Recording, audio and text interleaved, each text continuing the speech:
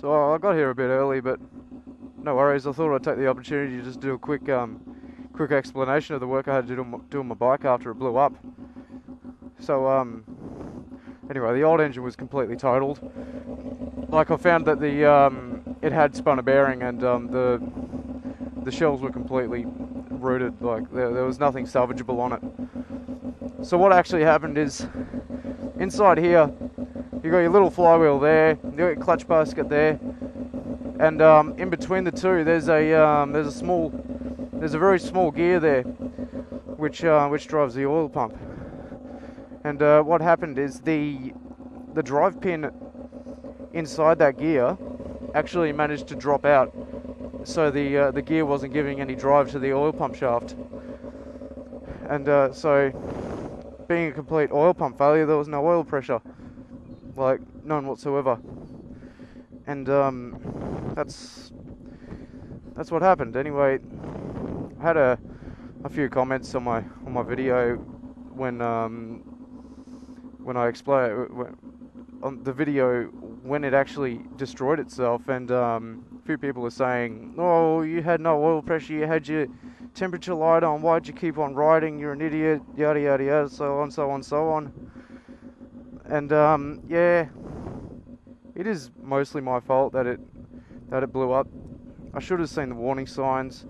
I should have seen that engine light and just knocked the bike off and got a pickup from work. But me being an apprentice mechanic, I've always got my own ideas of what's going on, and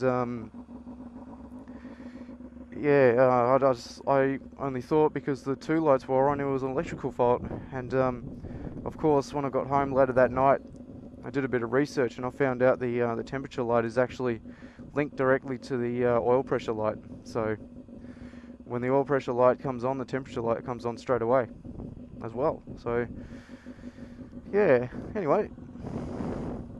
But yeah, this is a completely new engine. Oh, it's not a new engine, it's a second-hand engine from the wrecker. But I mean, from what I can see, it's actually had a much better life than my engine had previously.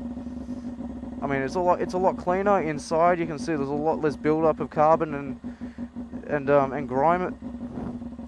Even the cam chain is a lot quieter, which is a very good indication of what the sort of life an engine's had. Mine was rattling around, it sounded like a chainsaw from the side. This one is very quiet, apart from the fact there's no muffler on it. We'll keep that to ourselves. Yeah, so I had a fair bit of issues getting the water pump over here to seal up. That was annoying. Like, every time I went out for a ride, I'd end up with coolant being sprayed all over my boot. But I've got all that sorted out now. I've had a few oil leaks which I've sorted out. And yeah, it's 100% now. It's great. It's good, and it idles. Before with the old engine, it would barely idle. I'd have to keep flipping the throttle just to keep it going. But now it's beautiful. Let's give it a rev.